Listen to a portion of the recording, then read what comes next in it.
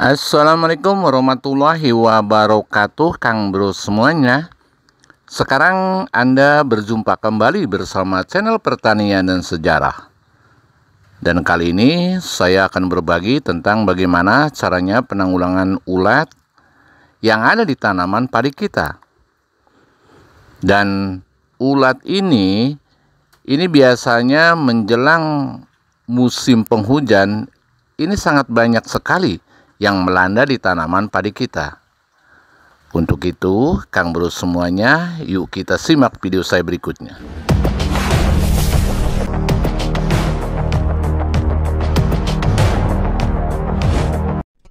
Kali ini, Kang Bro semuanya, saya akan berbagi tentang bagaimana caranya untuk menanggulangi masalah ulat yang ada di tanaman padi kita.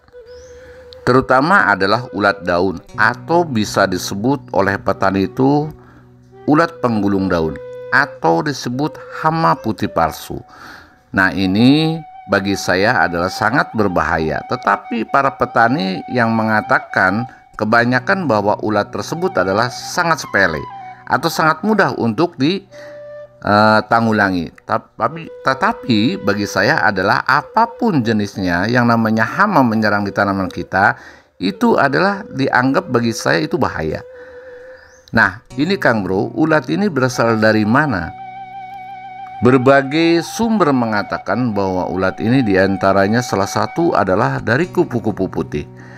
Karena dari kupu-kupu putih itu, satu telur kupu-kupu putih menghasilkan 200 daripada bahkan lebih jenis ulat, berbagai jenis ulat yang ditetaskan oleh daripada telur kupu-kupu putih itu. Nah, ini banyak yang terjadi. Kenapa hama putih palsu dibiarkan atau ditangani atau ditanggulangi secara biasa-biasa saja, dan pada akhirnya bahwa hama putih palsu yang banyak menyerang pada tanaman kita itu akan terjadi tanda-tanda penggerek batang akan menyerang. Persentase daripada ulat penggulung daun yang sedang metamorfosa di dalam daun ini, akhirnya bekas daripada metamorfosa itu daun itu putih. Tetapi apakah ulat itu akan semua menjadi kupu-kupu lagi? Nah, tidak Kang Bro, yang tadi saya katakan bahwa dari satu ulat, satu telur kupu-kupu putih itu terjadi atau menjadi 200 berbagai jenis ulat. Nah, diantaranya adalah ulat penggulung daun juga tidak semuanya akan menjadi ulat penggerek batang. Ada yang menjadi kupu-kupu, ada juga lagi yang bertelur dan akhirnya bisa masuk ke dalam batang. Sebelum kita terjadi masuk ke dalam batang, kita ditanggulangi harus dengan cara spray 1 minggu 2 kali dengan bahan aktif yang berbeda Kang Bro. Yang pertama, kita menggunakan bahan aktif Cypermethrin dicampur dengan Soklin dan dicampur lagi dengan pestisida nabati. Dosisnya atau takarannya seperti ini. Cypermethrin kita dengan dosis 20 cc untuk per tangki, dan Soklin atau sabun cair lainnya yang wangi itu 5-10 cc, dan pestisida nabati adalah 200 cc atau 1 gelas air mineral itu untuk tahap penyepraian minggu pertama atau yang pertama, karena kita menggunakan 1 minggu 2 kali Kang Bro.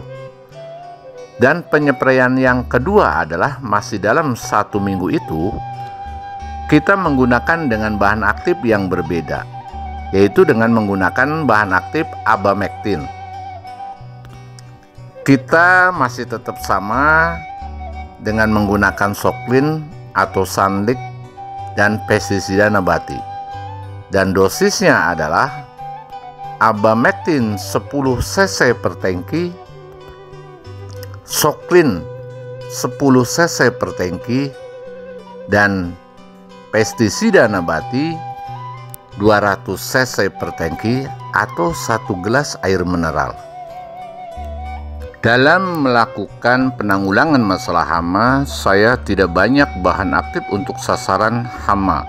Artinya cukup satu bahan aktif yang saya katakan tadi, adalah seperti tadi itu, sipermetrin dan abamectin itu pun di rolling. Artinya tidak bersamaan kita diaduk. Kalau cara bersamaan kita diaduk, itu hal yang tidak efektif. Itu menurut hemat saya. Nah, kenapa selalu kita menggunakan walaupun berbagai bahan aktif tidak lepas daripada sabun pencuci piring? Yang pernah saya ketahui dan pengalaman saya di lapangan, dengan cara seperti itu, selain sebagai perekat juga ulat itu anti yang seperti wangi-wangian. Satu itu. Keduanya, kenapa kita masih menggunakan pestisida nabati untuk sasaran ulat? Dengan bahan aktif apapun semacam sipermetrin atau abamectin, kita akan berkembang lebih banyak dengan adanya pestisida nabati. Artinya tidak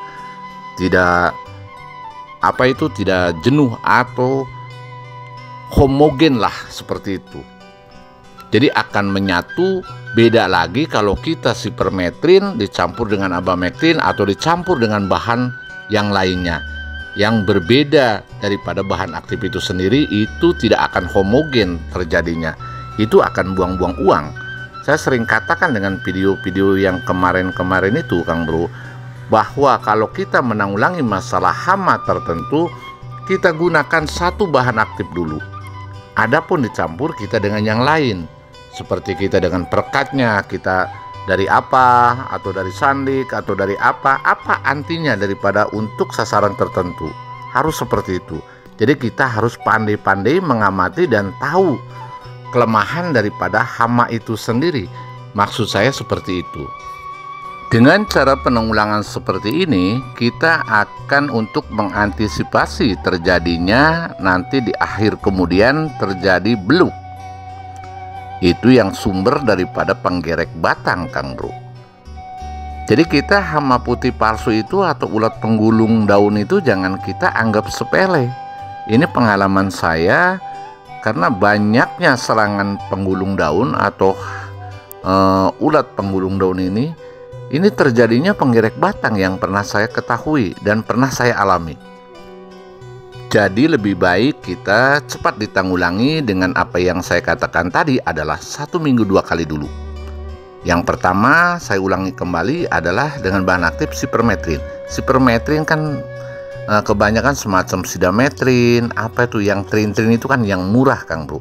Tetapi kalau kita di mix dengan cara seperti itu, dengan cara menggunakan soklin atau sabun pencuci piring, dan dicampur lagi dengan pestisida nabati, yang penting untuk sasaran untuk ulat sama sasarannya. Cuma mungkin yang satu adalah organik, yang satu lagi adalah sintetis. Nah, itu bagi saya adalah sangat efektif dan hasilnya juga sangat memuaskan. Kenapa bisa begitu? Kalau kita diambil dari daun-daunan yang pahit semacam sambiloto, semacam sambung nyowo, selain untuk bisa menanggulangi hama, juga bisa memberikan unsur nitrogen secara esensial. Jadi padi itu akan segar kembali. Dan padi itu, alur atau urat-urat padi itu, sel daripada padi itu akan kelihatannya akan segar kembali. Bisa, Kang Bro, dicoba dari cara seperti yang pernah saya lakukan itu. Nah, itu adalah sangat efektif. Dan keduanya, ini biaya juga sangat irit, Kang Bro. Seperti itulah, Kang Bro.